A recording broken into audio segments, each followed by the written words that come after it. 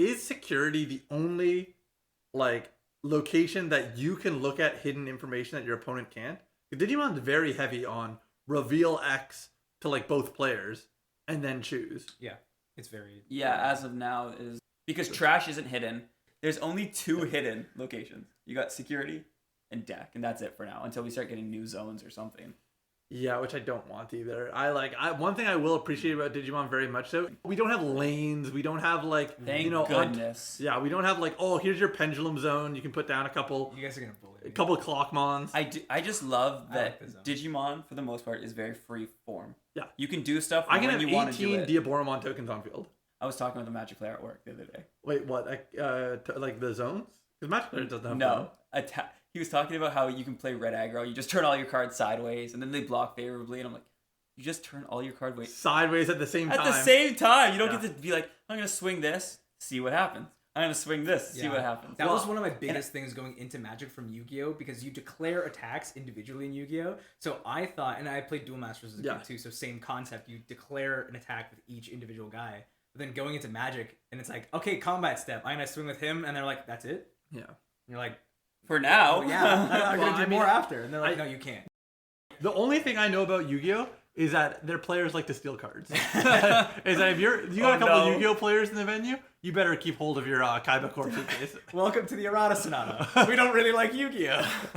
Well, one of us is okay with it. One of us is okay with it. I played Yu-Gi-Oh! I played Ghost Rick. Ghost Tricks are cool. Yeah. I only know bad stereotypes about Yu-Gi-Oh! Players. I've never heard someone say, this is a Yu-Gi-Oh! Player, and here are their good qualities. It's a very interesting community, I will say. To- Going from Digimon community to dipping my toe into the Yu-Gi-Oh! Community, I was like, I don't know if I want to interact To be with a fair, lot of these people. I've only ever heard bad stereotypes about fighting game communities, Yeah. card game communities. I never hear like the good qualities of certain. No, gaming I think when communities. you're outside of any community, it's easy to just sort of be like their reputation. Because if a good thing happens among Yu-Gi-Oh! Players, we're not gonna like pop off about it and tell stories about it. But if like a tournament is shut down because like nobody took a shower before and like they had like a flame warning, they were like, oh no, there's too much methane in this building from all these stinky boys. We're gonna hear about that. I mean, I heard about the Yu-Gi-Oh! Thing where they two people carried in like a Oh, that 2,000 was card great. deck. Yeah, That's a good thing. The Blues Brothers. Yeah, those people are cool. Wait, Yeah. what? You know about this. The reason why Yu-Gi-Oh! Has deck limit rules is because 2 guys brought in a deck that was like hundreds of cards large, and they just said, okay, our deck is full of effects that cause us to reshuffle our deck, so we stall for time by just playing a reshuffle card, and then we have to shuffle all of it. You have to grab different piles, Yeah, different so chunks that you can. Like, There's also a fold. rule in effect now where you have to be able to shuffle the deck By on yourself. systems. Yeah, you can't just have a team of people helping you shuffle the deck. And They're then like, all all right, guys, let's go.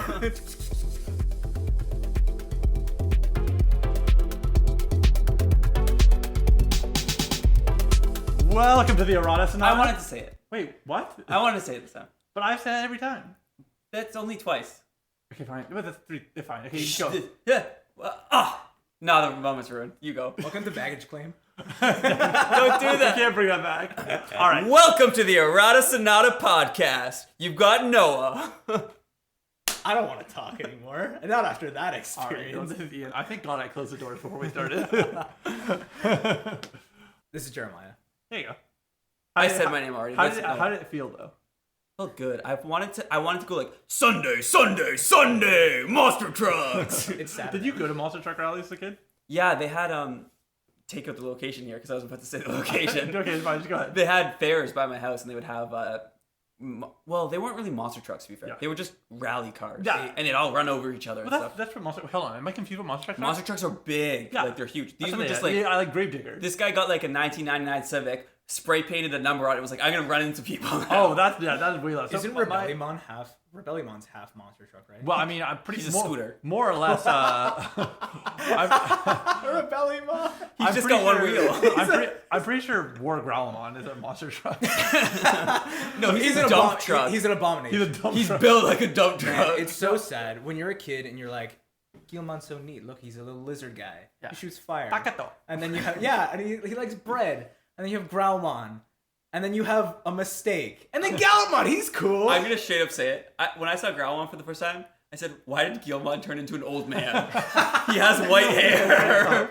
I look like he's balding too. I was like, why did he get so old? I did really like that he still had Guillemon's voice though. Yeah, I thought but that was really fun. I think that Growlmon is the most like Agumon to Greymon. That's a fucking change. Guillemon to Growlmon. He just grows hair. He just grows some hair. He's a teenager. He's the Charmeleon of evolutions. I love It's Charmeleon. exactly it. I know everyone. We're going into Pokemon. People hate middle stage Pokemon. They're so I don't hate awful. all of them. Most of them are so bad. Talking about old men, I like Wartortle. I love Wartortle. He's great. You just said they're awful. What? You just said all the middle stages are awful. Most middle stages are really bad. That's the second one. I like Wartortle, though he's got ears. Yeah. Yeah. Isn't Squirtle supposed to be a Squirtle? A squirrel? I think that's Oh not my true. goodness. I think that's My cousin got Yeah. into. This is my first introduction to Reddit. Yeah. I'm over at his house. He's like, read this. And it's like 50 paragraphs of an argument between him and someone else because the other guy said Squirtle is a mix of a squirrel and a turtle. Is that not true? no. So that's just. I think that Why was does it just have a tail? in post. So in post in English, people just were like, "Oh, this is what the name is supposed to be." But I think in Japanese, that's not what it was, and it's not like what the design space is because we've seen earlier designs of Squirtle. What's his Japanese? And even then, I don't know. Even then, if you go into it, you look at Charmander. It's a pun on Char, which is fire, and Salamander. You look at Bulbasaur, another pun, right? He's a soar type dinosaur thing. He's a frog, He's whatever actually you a want to call frog. it. And he's got a bulb on his back. Yes, and you look at Ivy and Squirtle, which is squirt because he's squirting water, and turtle. And people saw squirt and they were like, "That's a squirrel." Look at his tail, though. That's the thing. It's Look- windy. People do look at his tail, but I think that's I don't know. It's true. Do you think when you think of Squirtle, do you think furry like a squirrel? No. So then He's obviously not a squirrel in any way. We were driving home from your house the other day, and he was talking about a game. I can't remember what. It was Vanguard. I was aware that he was talking to me the whole time, and then I waited for him to finish, and I said, Jeremiah, as soon as you start to talk about some other game's mechanics, I tune you out. Yeah. I wait for you to finish, and then I go on with my day because I'm not going to retain this information. You just listened to me talk about Yu-Gi-Oh! Yeah, it was a tuning out thing again. I already forget what we talked about. we're gonna go back in the logs and we're gonna see how little Noah has spoken for the first 5 minutes of this record because he's just like I don't have any. I've completely off in my own world while Jeremiah talks. I was talking about the thing that I spoke about in one of the previous recordings is how I really like decks that track your removal throughout the game and then you gain power based on that, yeah. right? And so the deck that I played in Vanguard, Murakami, right? Or- yeah, Narukami, and when they made the deck cool, it was all about exiling. How close can I get to that in almost every single experience? Galamon. Well, that's exactly I why know, the conversation I was know. occurring because I he was know. talking about how he wished Gallantmon was more like that. And if he just gave me the synopsis, like I want this to do this and that's it, but he has to get into the mechanics of this other card. Because we don't have exile. No, hold on. We don't have exile. Okay, but forget about exile because No, I don't want to forget about Okay, exile. I think I want it. Exile is a sinful mechanic that doesn't belong. No, to that you're purple. You can't say that. we we talk about- need exile. I think deletion should be the only removal in the game. But I think- Greymon would be unstoppable. Yeah, I'm fine with that. No, you're not. No, you're not. No, you're not. You Let me hate Greymon. I'm Greymon now. Let me say my point. My point is simply that we do have it in Digimon for deletion effects because all you have to say is delete your opponent's Digimon, when Digivolving or on play or by effect. If you do, get this benefit. That's all that Narukami is doing. I know. No, and they used to do that with another clan that did the same thing. They're the same deck. Kagero, they would make it so anytime you retire something, you gain an effect. That was the whole idea. Yeah. But then, what's the difference between Narukami and Kagero? Well, the idea is that they both do the same thing. We're going to make Narukami different by making them exile-based. Yeah. And instead of being a lot of trigger effects, you still had trigger effects. So when you remove Jeremiah knows falling asleep. I'm You gone. gotta- You want to know what I'm thinking about right now? I'm thinking about when I tell someone a story. I don't bother listing off all the names of the people involved.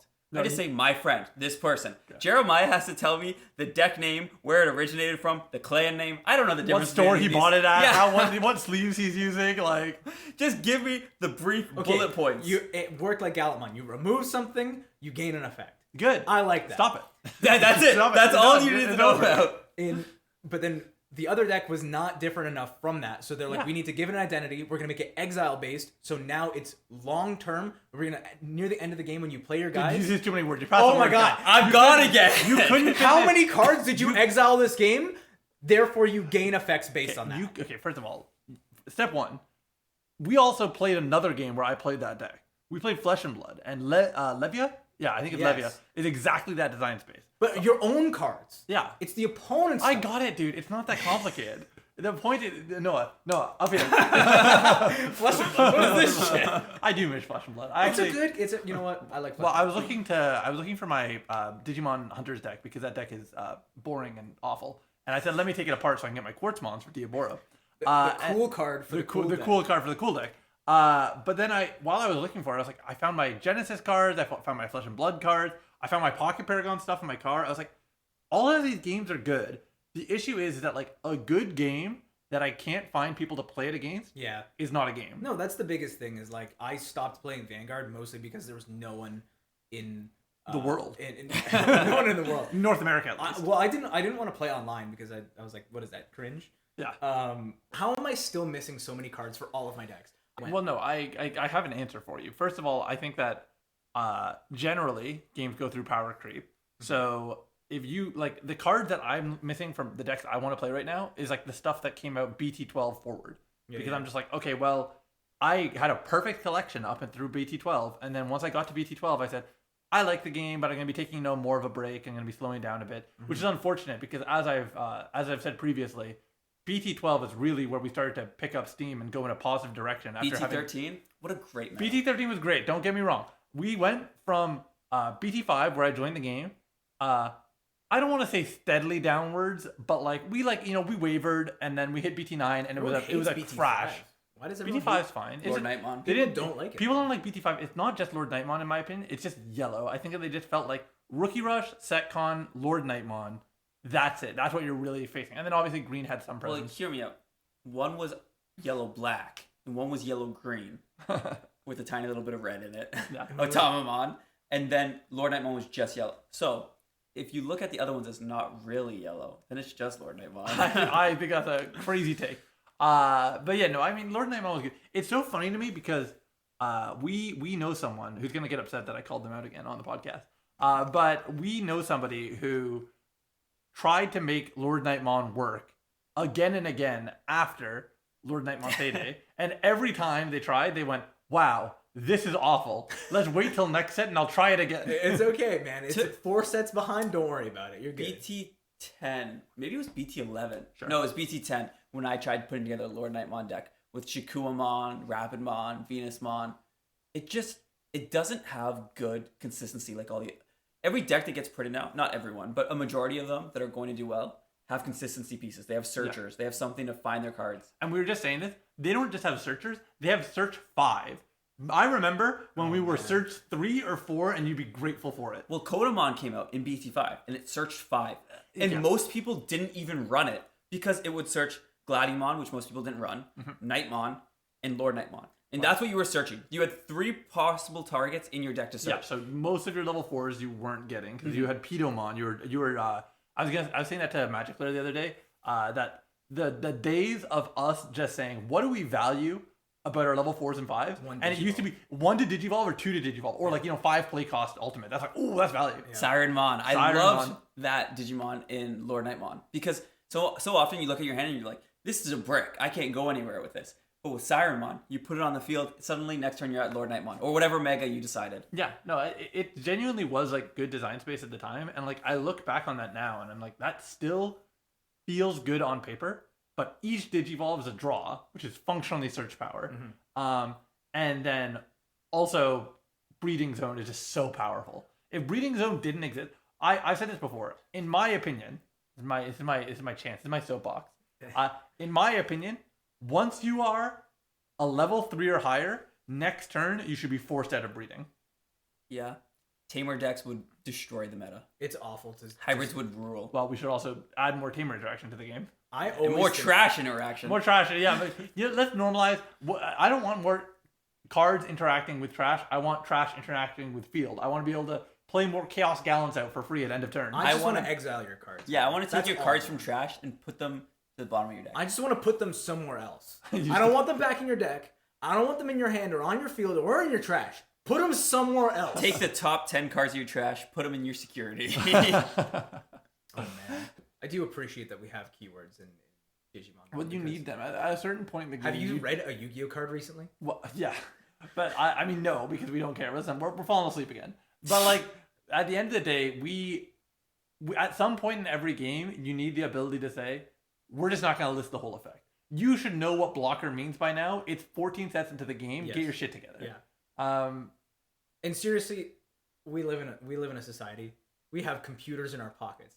Google it. No, you're not allowed. Well, the You're other not allowed to use your phone. Oh yeah, you can't use it. No. the other day I was playing against someone online. I was playing Blue Flare, and I Digivolved off my suspended Metal Greymon that I just swung into Z Greymon. I said Digivolve into Z Greymon for 2, unsuspend, draw a card for Digivolve.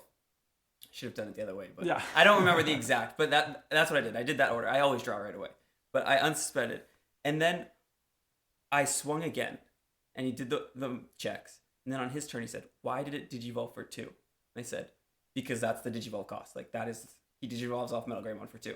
He said, "Well, you should have told me that." I told you it Digivolves for 2, and he said, "Well, I wanted you to read it out."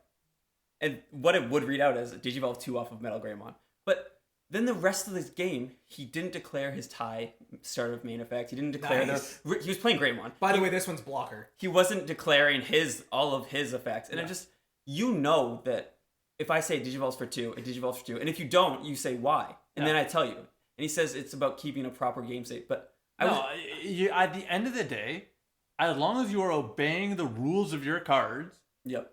it should be your opponent's responsibility to say, I don't understand that, please tell me. And then obviously you have an obligation at that point to like help them understand the rule set. Yeah. But like if we had to sit and explain every single effect that is entering the game state, we would not be able to play. I've had one issue, and I'll preface this because I think that the player I was playing against was a good guy and it was a mistake.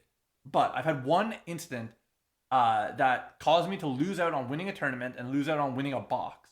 And that's because I asked my opponent, I said, what is that inheritable that you have on that stack? And he said, it allows me, I think, I don't know, it was an invalid effect. It was an effect that didn't matter. I think it may have been, if I have 2 black tamers, I can de-digivolve when attacking. It may have been that Cyberdramon. Okay. Yes. But, that makes sense. and I was like, okay, if that's the effect, no problem. And I played a 6,000 DP blocker, and I was like, pass turn. The next turn of the game, I would have had lethal, so I was like, I'm just going to deny his ability to stop me. And he's like, okay, no problem. I will attack. I will use my inheritable to delete a 6,000 DP or less creature from the field. Oh, it's wrong. And I said, You're so what wrong. did you just do? And then he told me, he's like, oh, I misunderstood. I thought that you were talking about a different card. And I was like, I don't know what to do here. Because I call a judge. But well, we were at a local. I was like, and I was like, I digivolved in the back before I played the blocker. So I was like, I got an additional card in hand. So it was a game state, yeah. And the unfortunate reality is that at our local tournament, I was functioning as the judge, and I'm like, I'm too biased to make a call here on what's gonna happen. And I eventually I was frustrated. I made it clear to the guy I was frustrated. He offered. He's a good guy. I genuinely think he's a good guy. He offered to like roll back the game state. I said, I don't think it's doable. I said, it's unfortunate that this has occurred, but let's just move on. And we moved on. But like, that's a moment that it was a big tournament. If it wasn't just, going from like winning a couple, winning a box is a lot of cards. But if it wasn't just like a couple packs, if it was, a $200 card, if it was if it was cash pricing, if it was an invite to nationals, at that moment, I would be like, hey, judge, this is an irreconcilable game state. I need probably a game loss, to be honest. Like I was deceived about the effect of the card that was available. People don't read their cards, and it's so frustrating. I know, I don't. And the thing is that so many people are either afraid to call a judge or just trust their opponents unflinchingly. Oh, man. And they don't bother asking, why does this do that? Oh, man. And people need to be better about that. I remember I was playing Crossheart against Machine Dramon, and somehow, I can't remember how we got to the point, but he ended up with the Mega Dramon that deletes a 3-cost. I was like, this is wild. It was the story with the same Cybertron. No. This one card's causing so many tournament losses. Delete a 3 play cost Tamer or Digimon. Yes, the Megatron. And you needed to be Machine or Dragonkin. And he had neither of those.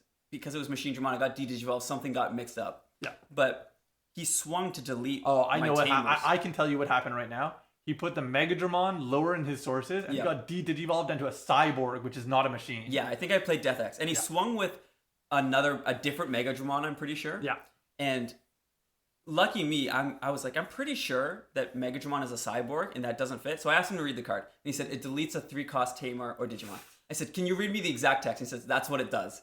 I said, I understand that. Read me the exact text, please. And finally he says, machine or Dragonkin. And I said, is that Megadramon a machine or Dragonkin? He said, no, it's not. Thank you. That's what we needed to get to. Just read me the exact card, word for word, when there's a problem like that, and we can move on. I think that is an issue. And that's actually one thing. I make fun of you sometimes for being a bully, but in that moment, you need to be able to stand your ground. And I probably am too willing to be like, no problem, let's just continue playing. I've definitely taken some L's before. Yeah, sometimes you just go like I don't want to make a fuss over especially this. at a local, like if we're fighting over one pack, sometimes I'm like, what is the social cost of being like, hey, can you do me a favor? Can you read your fucking card for a second? But I've got another one. This one brings me personal joy because these all happen in large online tournaments. Yeah. This one is a personal vendetta. You about to call out Noah G right now? No. Against Hunters players. Yeah. Because so many of them resolve their on deletions in the wrong order. Oh yeah. So they'll save and then they'll go to draw with the Monimon, and I'll say, you can't do that. It needs to be in trash to resolve the effect. Mm-hmm. And they say, I've always done it this way. That's cool. You were cheating. Do you want to call a judge? Yeah, we're going to call the judge. So we call a judge, and they're like, yep, he's right. And then the rest of the game, they play it properly. But I've gotten, I think, 3 or 4 Hunters players with that. Yeah. And every time it brings me so much joy. See, I know that in my heart because no purple player should ever allow a card to not reach trash. Yeah. I was like, that's where it belongs. I need that card in trash right now. So but all you Hunter players, you better watch out. Yeah, he's on the hunt. It's a little thing. It doesn't change that much, but it feels so good to me to be like, no, you did it wrong. It's one of those things where like I say like, oh, I'm too nice. I don't like call people out. But at the same time, in my heart, all I want in life is to have a Bonwumon on field and they go to draw a card. I let them draw it and say, cool, now you can't unsuspend. Yeah. No, I was talking about this with you the other day. In BT8, we got Shivamon. And Shivamon is when it unsuspends, it trashes the top card of your opponent's security. Yes. During main phase. Start of your turn. It's start of your turn, which is unsuspend, not main phase. Unsuspend, yes. So if I have 2 BT4 Karis in play, I can suspend them because the security was removed and gain 2 memory. So when you unsuspend and trash your security, if you're at 1 memory and I suspend both my Karis, passes the turn back, you don't even get to draw a card. Yeah, it's over. You're just done. Because you unsuspend before you draw. And wait, that's you're playing Kari in Shivamon? So no. So if you're playing Shivamon, and I have Karis on field, when you unsuspend your Shivamon, you'll trash my security. And I'll suspend my Karis, and I'll end your turn before you can draw a card. And that's why it's important to do things in the proper order. So unsuspend, draw, hatch, then main phase. Yeah. Because so many people will draw and then unsuspend their stuff. Unsuspend but ordering matters. Yeah. Can we talk about your fun tech? We'll cut it out if you don't want it to be in the podcast. Yeah, we can talk about Digimon Emperor. I love it. Okay, I love Digimon Emperor. We're talking about this specifically with Digimon Emperor and all of the new SR rookies. Because the SR rookies all have start of main phase, either play something or gain a memory, something like that. So you charge out of your breeding area. No, I'm going to get my effect and go. So last night I was playing against, I think it was Fenrir Lugamon. And I was playing Yellow Vaccine. And I just dropped a Digimon Emperor and played Emissary of Hope for 1. Tell us what Digimon Emperor does. Digimon Emperor is when your opponent would raise a level 3 from the raising area, I gain 2 memory. Yeah. So I choked them to 1, and even though they would have been able to gain memory on their turn, they immediately lose it even before start of main. So then their turn is over. So it stops Patamon. Patamon start of main phase doesn't happen. Yep. It's just my turn. And they immediately conceded, and they rematched, and I was like, this is so much fun. I love Digimon Emperor. No, that's what I mean. It's like they come charging out of breeding area. They're so excited to get their cool effect off with my nice new SR rookie, and you're like, nah. Well, because some people don't realize that, for example, Cody Hida is start of main phase. If you have a yellow Digimon in play, gain a memory. So they think, if I raise up, I'll go to 2, and then I'll lose 2 memory. But what actually happens is you raise up, I gain the 2 memory. It's not your start of main phase anymore. You don't gain that memory.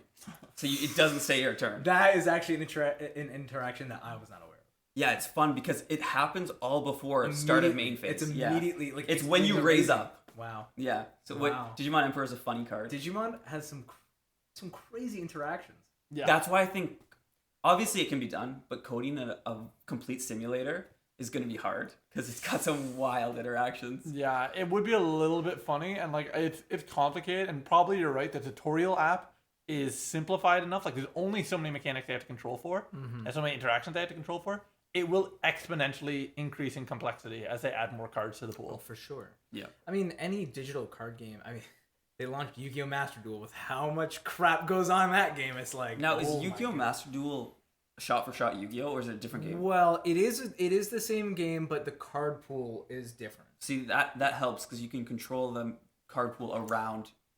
I don't know if it's controlled. It's Okay, it's a never mind. very different. First of all, it's best of one, so no side decks. Yeah, so a lot of perfect cards- game, just like Japan. Oh Digimon. god, I love not having a side deck. Why would I want options to deal with my opponent's cards? After playing Here's game the thing. versus Here's what I want to do. I want to net deck a deck and then make no meaningful choices until the tournament's over.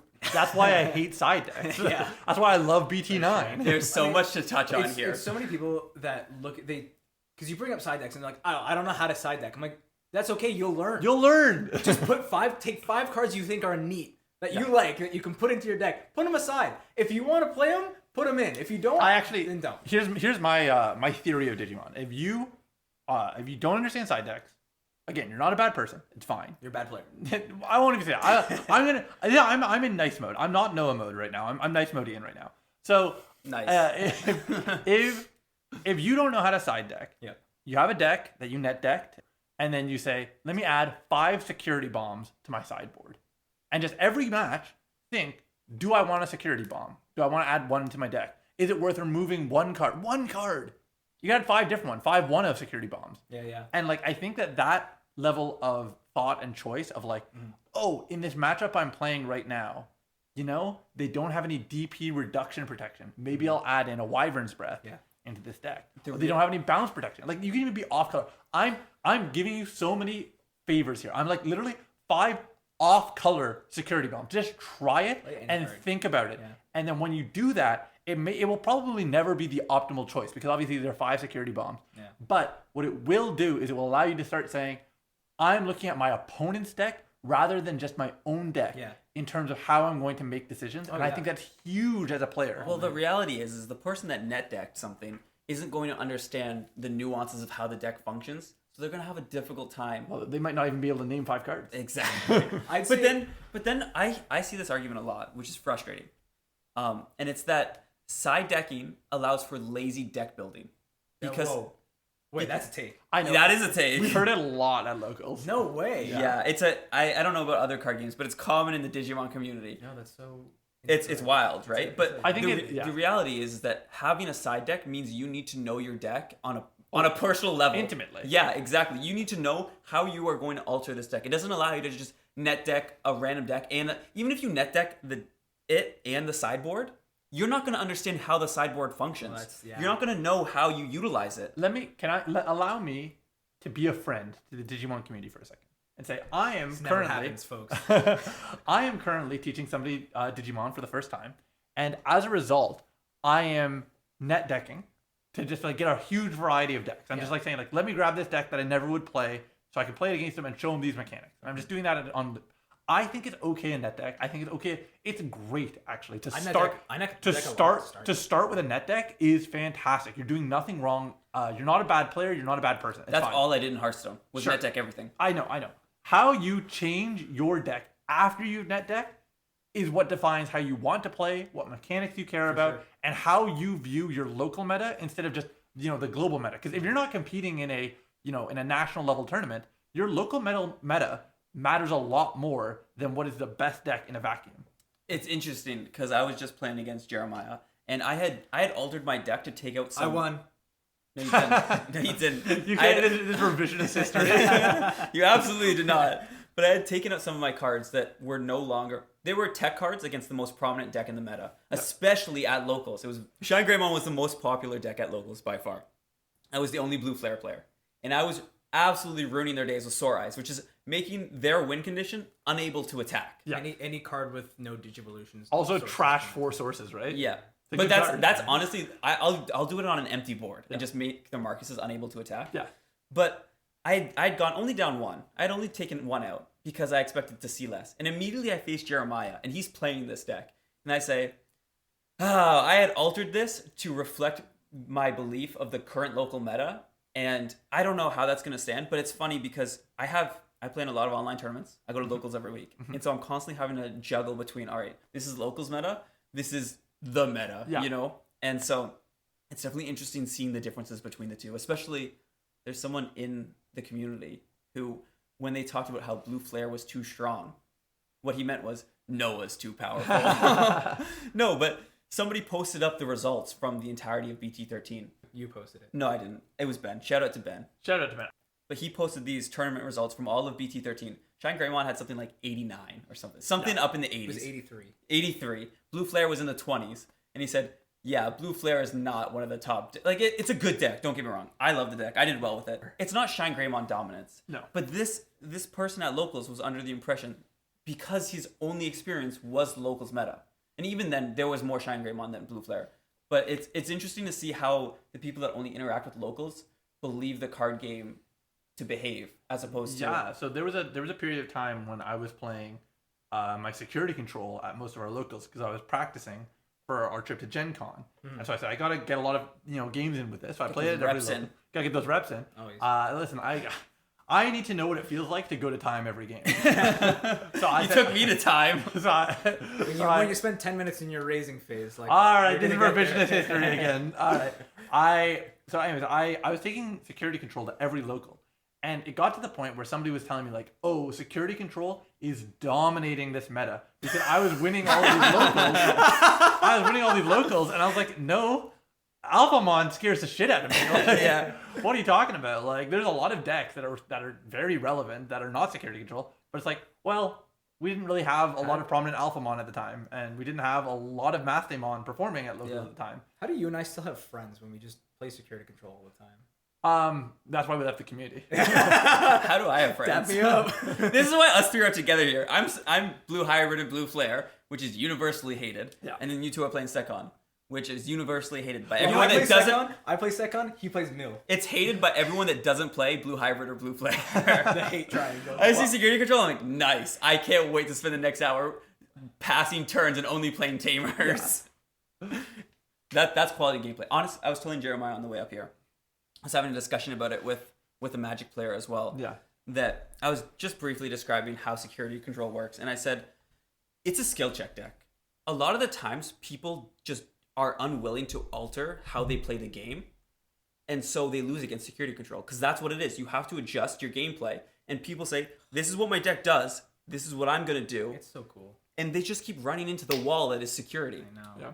Sorry about that clap in your ear. That's okay. I mean, I think what happens significantly is a lot of people just go, oh, well, I should digivolve into my level 6 every time because my level 6 is like my win con. Play a lot of guys. Yeah, but then that's what Death X is for. Yeah, Death X definitely changed how well security control can deal with different playstyles. But the reality is that you know that you're unlikely to win just going up into your level 6, swinging, Chaos Degradation on the first check. Yeah. You have to find some other way around it. Playing a lot more security bombs than I am my 2 to 3 copies of Death X in my deck. And it's not just security control, but it's the best example to say sometimes you have to switch up how you play the game. Mm-hmm. And a lot of people are unwilling to change how they play the game. PT9 players. PT9 players, yeah. I'll take every chance I get to. Can't wait to come out of Raising and blitz their security. Oh, it's so cool. Or even, for example, this has nothing to do with security control, but just how people are unwilling to change. They'll be close to deck out, and they're still Digivolving. Yeah, I hate that. Like they don't just hard play Digimon. How many local players have heard me say, how many cards are in your deck? Oh my god! And they just go, I'm going to Digivolve 3 times this turn. Man. I love it. It's people say, oh, I could Digivolve this. It's so much better than hard playing it. You're right, except you're about to deck out. Don't Digivolve anymore. You have to say the next few turns I have to win by hard playing Digimon. I'm gonna run out of cards in my hand. I have to Digivolve them. But if you don't Digivolve, you'll keep that card in there. No, I have to Digivolve. It's net neutral. No, I have to Digivolve it because if it goes on the field, he's Greymon. Then I'm out of a card. He's Greymon now, exactly. But when he becomes Greymon, then I lose a card. But with the power of the Digimon card game, I can pick up another one and bring my opponent closer to victory. That is one of the signs of a good player, is that having that adaptability to say, oh, for sure, to say, okay, this matchup is not great, or this matchup is wildly different than all the other ones, I'm gonna play differently now. Yeah, I think it applies to everything we've said, because at the end of the day, side decks require a ton of adaptation. Playing against setcon or just like really just problem matchups, Adaptability. whatever your bad matchup is, Oh man. you will always need to adapt, because Yeah. the reason it's your bad matchup is the method that you're approaching the matchup. You know, the positives of your deck don't work in this situation. So either you change how you're playing, or you accept that you are going to have a greater than 50% loss rate. Yeah, because I'm there, guys. I'm right there with you. I didn't hate security control that much, but I definitely understood the hatred that it got when I first played against it. My very first tournament that I ever showed up to, it was round 2 security control. And I was like, oh no, I don't like this. And you very quickly learn how to swim or you drown. Yeah, That's what it is. Swim-ons out here thriving. Yeah, you have to start working towards finding a solution, because you can't just keep trying the same thing over and over and hope that security is bad for them. Yeah, it's just, the reality is doing the same thing that lost you game 1 is just going to lose you game 2. Which is why side decks would be so cool. They're so good. And let's be honest, 10 card to 15 card, dab them up 16. Yeah, give me a lot of side deck cards. The thing is though, when you have a sideboard and you have a deck that you're still learning, the hardest thing and the thing that probably stops people from wanting a side deck in the first place is I'm confident knowing what should go in. I don't know what's key for my deck to take out. And that's pretty hard, because you assemble it and you're like, this is my package. This is what I need to get to my winning image. And if you take out, you're like worried that if you take out a piece, you're not going to get there. See, I want side decks so badly, but that brief period of time when we used them at locals, I did not utilize them. I said, I like the way my deck is. 5 cards. How could you? Well, I didn't. Okay, here's what my side deck was. It was a pretty small pool, My so side- you weren't able to add a lot. Well, even then, my side deck was 2 Avenge Kid Mon. That's it. Oh yeah, but that's what I'm saying. That's cool, Even though. that's good. Having a couple hate cards Yeah. just for sideboard is great, and that was, so I'm assuming that was when Beelstar was relevant, was why you were running Avenge Kid. Yeah. Yeah, and and then also of course security control. Yeah. So it was just something to have in there. Almost never did I actually side deck, because I built the deck the way I wanted to build it. Yeah. And a lot of times because we don't play with side decks, I say I need to make this the best that it can be going into these decks that I focus on. Side decks obviously change that, and if we had side decks, and even now, because the meta is so much more diverse, I would utilize them more. Yeah. But I think that even just having that little bit, even only using 2 cards, it wildly changes how you play the game. Imagine the hellscape that let's say Bloomlord would be in if everybody could sideboard 2 Death X's. Yeah. Well, and it's funny because that is why our one friend who shall not be named doesn't want side decks to exist, because he thinks that we'll just throw in the Floodgate level 3s in any deck, off color even. We'll just put them in, and he doesn't want to live in that world. I just think side decks would bring so much to the game. It's a lot of depth. It adds depth to a game that already has a lot of depth, and I think it's not going to be bad. Like it's going to be a thing for people to adjust to. People don't like change. Well, but they tested out side decks in BT7. Yeah. Oh, you weren't playing yet, but they tested out at large tournaments, in-person tournaments, and the general consensus was side decks are bad. Blue can do too much with them. I was looking at these side decks. It was like Hexablaumon, Forbidden Trident. Forbidden Trident is the funniest side deck card. There were some whack side deck cards that most people probably did not utilize that much. And it's just such a wild opinion that blue alone can do so much with the side deck and no other colors. I don't think that any color can take advantage of a side deck more than another color could, because Digimon technically can play any color. You can in any play deck. any color, all right. I think that it's relevant for us to recognize that the 2 biggest cards that we've said so far for side decks are functionally colorless. It's Avenge Kid and Death X. Yep. Yeah. Basically, those are cards that do not. They're need color. their They're colorless hate cards. You're not digivolving either of those guys. Well, don't say that. You're gonna digivolve Death X pretty frequently. You How? can. Oh, Digivolve into them. into it. Okay. You can, but I'm saying that most decks The that norm are putting is to Death not, X yeah. in is you're just playing. You really, I would go- you digivolve Death X normally if they have hate to prevent you from playing from it. playing it, yeah. But You can't even reduce play then, costs. I still feel that the Digivolve happens so infrequently compared to playing it. I played a Death X for 20. I'm proud of it. Yeah, you really are. I just want to talk about it all day long. That's funny. You looked at their quote unquote sideboard card and you said that's okay. Yeah. I popped 3 boosts, went to 10 memory, and said, this is gonna be good. Honestly, my Couldn't do that with trainings. My thought process my thought process was, well, I'm in a losing position, so let's see what happens. Yeah. And I did it, and it turned the game around for me. And I think that's so fun. It's so fun. I It's a do great remember dynamic. losing a game because I did something like that. Do you remember that was Store Champs? I was Yeah. playing it was the Crossheart Mirror. Against Mark. Yeah, it was the Crossheart Mirror. It was a really good game and I was like, man, he doesn't have that much.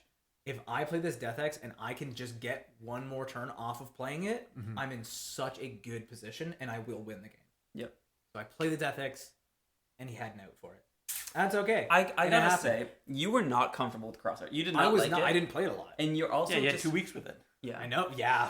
I mean, that's the But truth. you wanted that store championship. I did want to win. Yeah. Pretty badly. I wanted you guys to come to LA with me very badly. I actually do kind of. I was thinking about this earlier. I was like, right now in a position where I'm like, I'd so easily travel for Digimon again. Do you want to come to LA with me?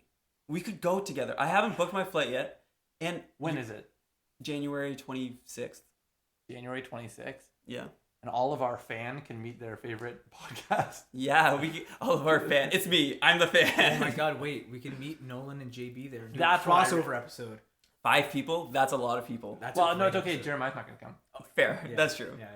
But I had a great time last year. I went 0-3.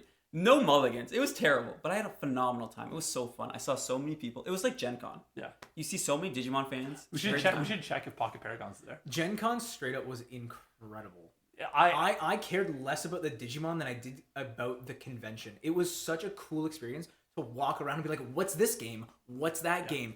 Demos everywhere, just trying stuff. Can I? So I'm somebody who, for a lot of my life, I went to a ton of conventions. Toronto's great for conventions, actually. Oh, yeah. And I cosplayed for a long time, so I've engaged in a lot of those spaces. Theobormon, right? I wish. I've been thinking about it. I've engaged in a lot of those spaces, but I will say that it is such a different experience traveling for a convention, especially going out of region. Like we go to Fan Expo, is the biggest one in here in Toronto. But then also we also have a ton of other like smaller events, which aren't really that small for comics or anime or whatever else you're interested in. Yeah. But traveling and saying, "Hey, I'm going to an American convention."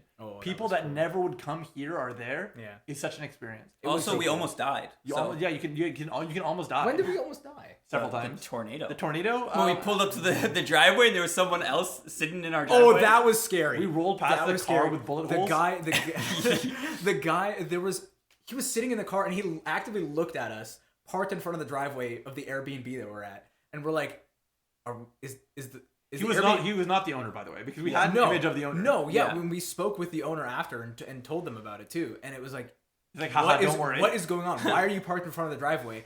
Are they stopping us from getting in? Are they taking all of our stuff? Like, what is going on? So I don't know if you guys remember this. I called my mom that first night we were there, and she's like, "What are you guys doing tonight?" And I said, "We're going to bed." we got 'Cause there I'm at scared. 3 a.m. Yeah. I said, no, I'm saying the next day. I said Oh, the next day. I called my mom, and she's like, "What are you guys doing?" I said, "It's nighttime. What are you guys doing tonight?" And I said, "We're going home. We're locking the doors, and we're staying inside." Yeah. I must have double checked that alarm like 5 or 6 times. Yeah. And that's double checking. So that's Yeah. multiply that 5 or 6 by 2. Because I was so scared. It was a very scary experience, especially because the place we were in seemed so run down. Can we do what's the opposite of a shout out? A call out. Well, let's call Nick. out Nick Dick for putting us. He got that Airbnb. He said, "I can't wait to go with you guys." And then like a couple weeks before we were set to go, he's like, "Actually, I have to cancel." Wait, he didn't. He was gonna go. He with booked us? the Airbnb for us. Oh man, It was And the he biggest canceled bait it. ever. He booked it and he was like, I'm going to cancel this and laugh when they show up to this decrepit house. Oh, who's laughing when we die? Him! Wow, Nick's not like that. He's like, this was the best prank ever. Someone actually died. I wanted to ask a question that actually doesn't have to do with Digimon. Unlikely. Unlikely, Thank right? God for that. No, it was just something I was thinking about. More Gen Con? Where Jeremiah was talking about personal growth, and I was contemplating the other day if your memory was just erased. This of- is about Digimon. No, You just said it's not about Digimon. it's not.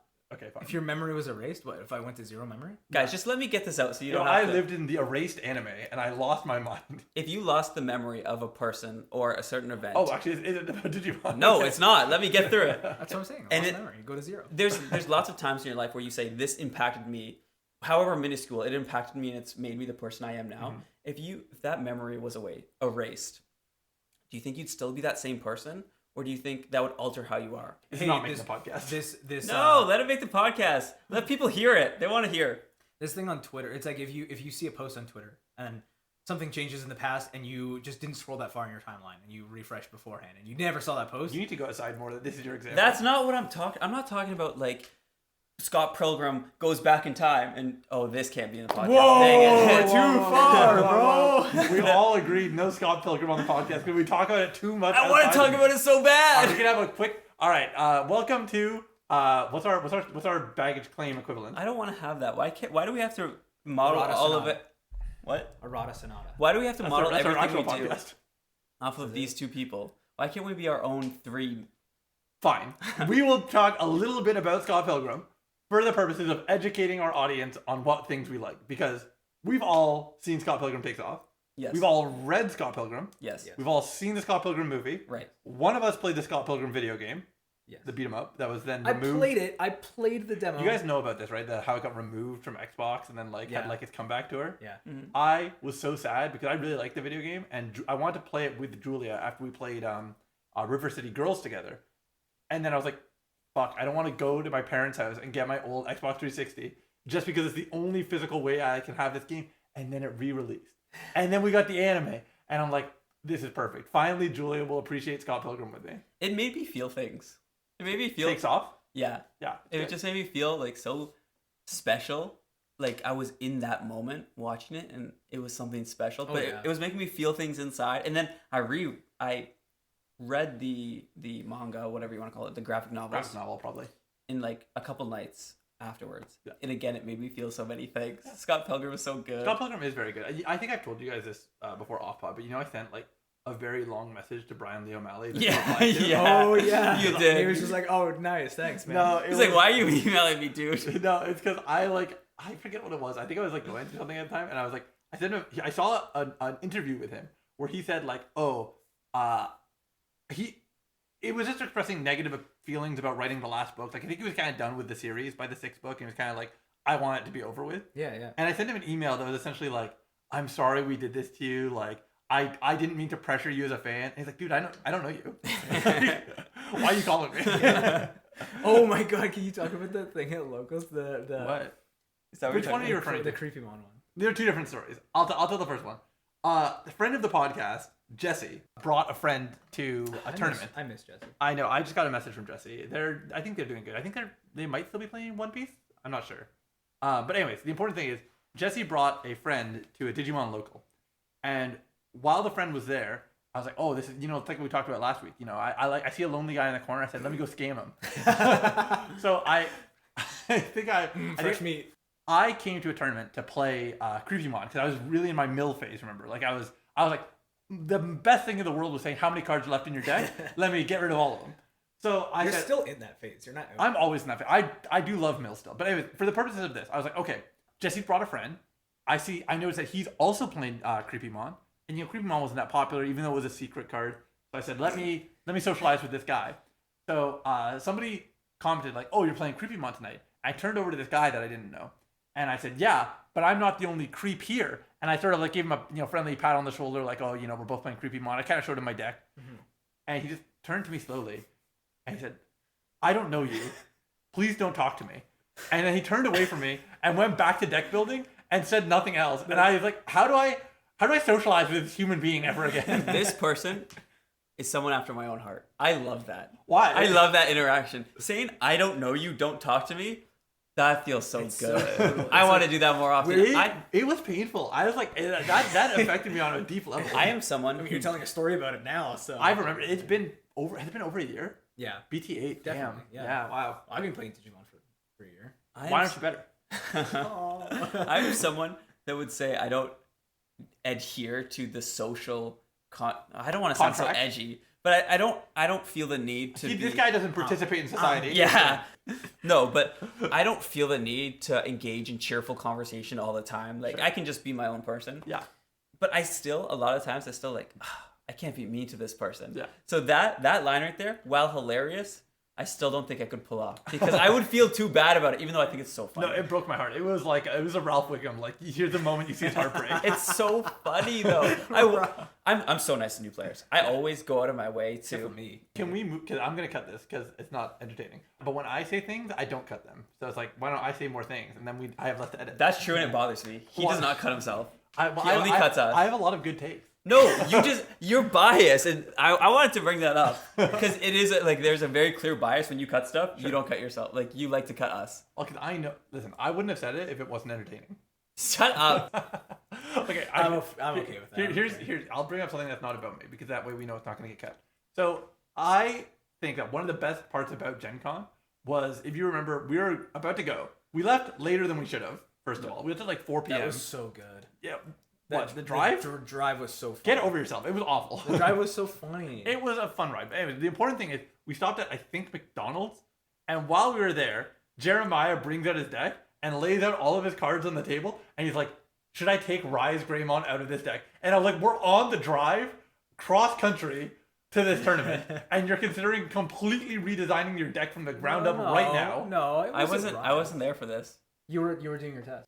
I was playing Shu Chong Wong. That was the big one. That's right. It was Shu Chong. It was wasn't Shu Rise. It Chong wasn't Wong. Rise. It was Shu Rise Chong. was always the design of the deck because I was like, there's no level 5 to play otherwise because they're all garbage.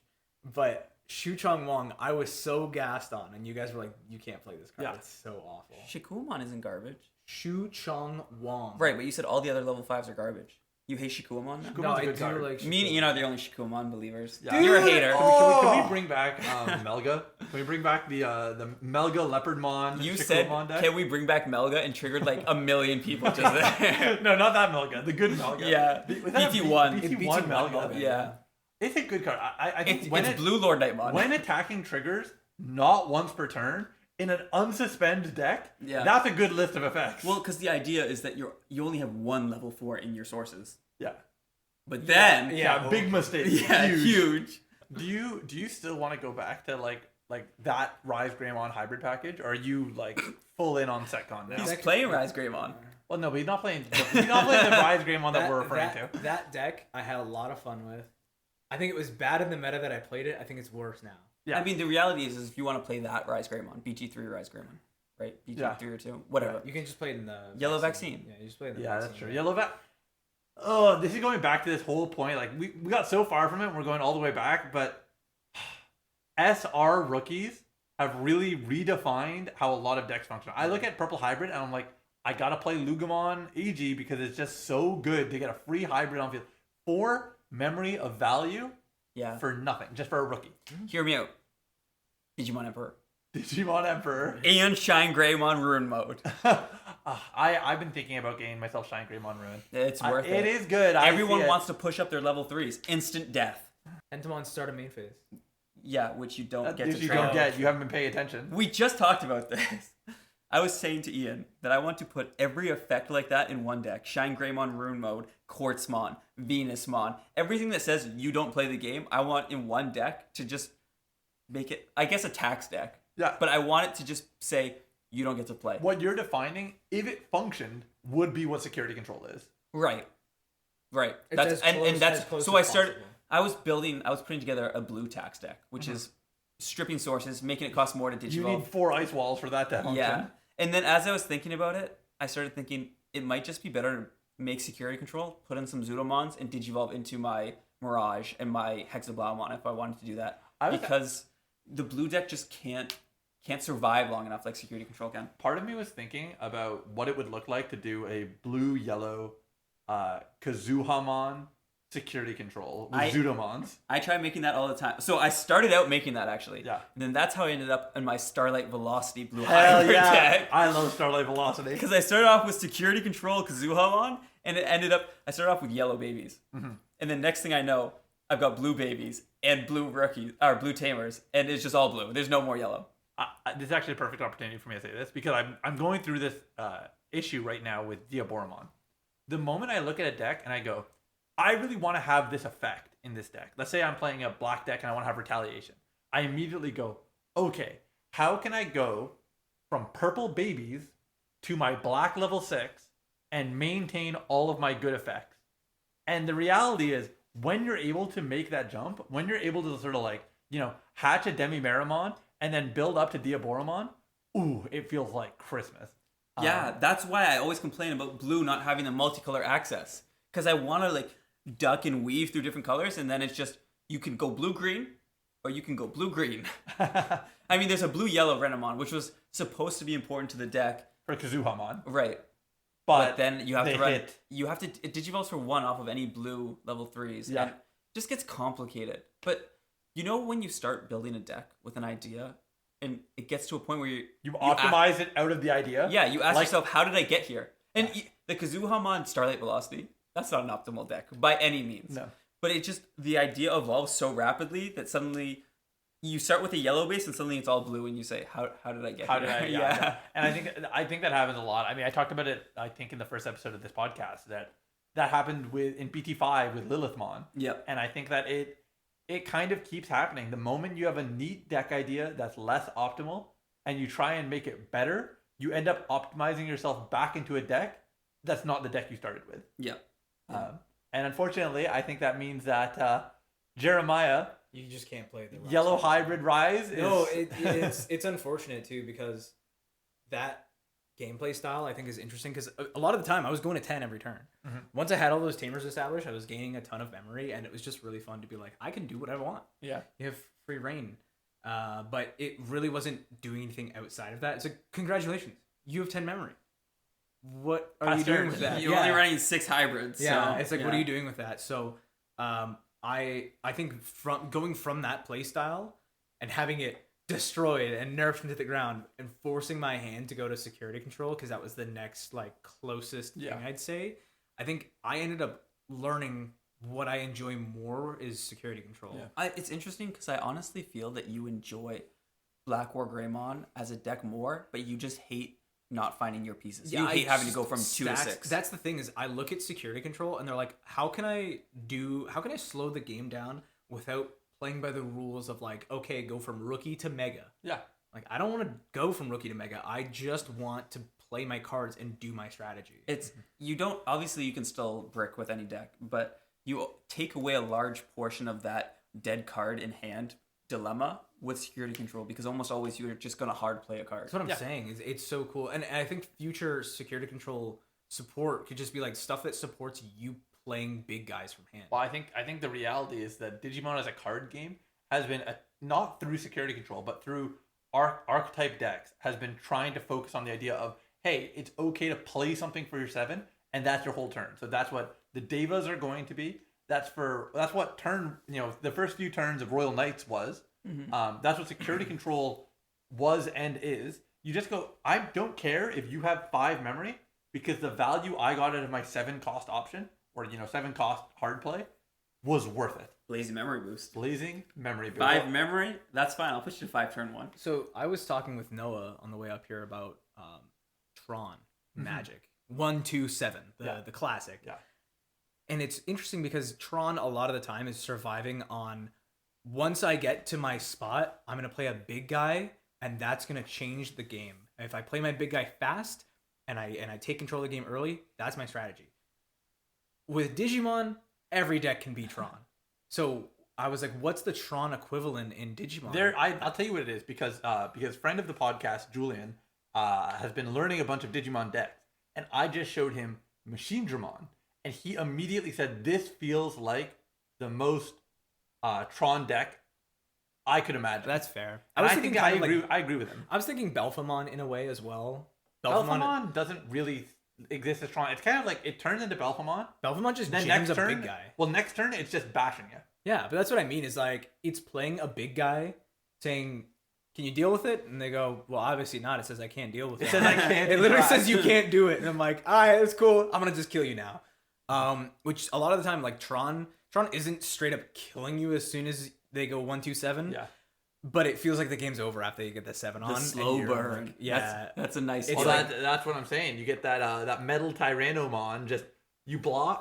I block you with Machine Dramon. All right, So trash cool. security. I I, really pierce wanna you, play trash security, and then check it security. It's Yeah. so cool. It's such a cool like game style. I mean, I think that. I mean, we know that Machine Dramon has gotten set over set of support. Kind of like Command Dramon. I don't know why black decks consistently go back to the same deck archetypes and give them more support, and red decks do it too. But then I look at, let's say, like yellow. Yellow isn't getting the same deck support and support. Yellow is getting, hey, here's a new archetype. Go play with that for a What do while. you mean EX1, BT14, Angels? Same concept. Yeah, I still here's my truth. I'm still a believer. Yellow vaccines take EX1 Magna Angemon.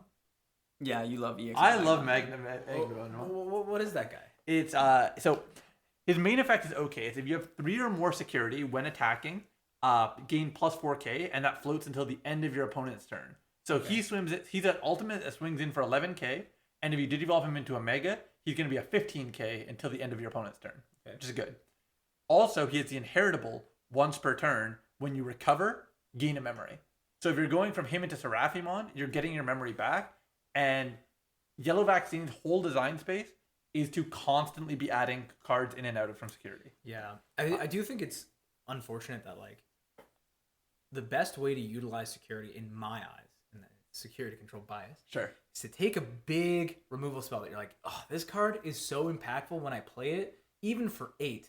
But then I'm spending 8 on it. What if I just did it for free? Yeah, what if I And forced it into And security? you're using the security effect for that. But That's why Activate Main was a mistake. What do you mean? Activate Main in security it's so Oh, problematic. I see what you're saying.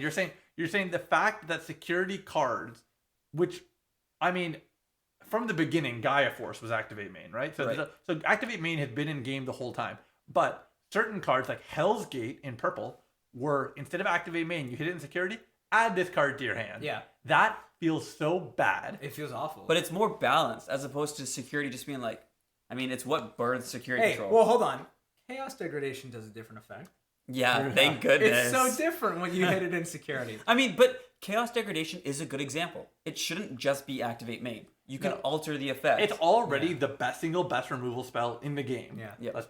Like, right? I think that's a fair yeah. statement. Yep. And so if it also it's the best security effect that you can hit in the game, I think that would probably ruin the. It's still the a use. really good. It's a good card. I Right. mean, But Chaos Degradation, while being very powerful, and lots of people hate it, at least they recognized that we can't just give the same main effect to the security. And I think that they should really start consistently doing that more often. So- where if an effect is too powerful, don't also so make it a what security we effect. we talked about this, and not just for security, but I was saying for Digimon that I recognize that this would be, an increase in complexity and make it less accessible to new players. But I wish that more megas had an on play and a when digivolving effect that were different effects. That we could actually have cards in the game that's like how you use this card can be meaningfully different and distinct. Genuinely though, that would be really, really cool. And that's what I thought they were going to do with Aces. In truth, I thought Ace was going to be like, hey, you get your on play effect, which is like pretty good, putting a cheap guy on the board, and then you have your blast evolution, which is going to be a different effect, but you can only do it when you're blasting. Yeah. We don't have enough space on the cards. And that would be really, really cool if they were going It like would. it's got a different function when you're playing it as a card from your hand or when you're playing it as a counter timing.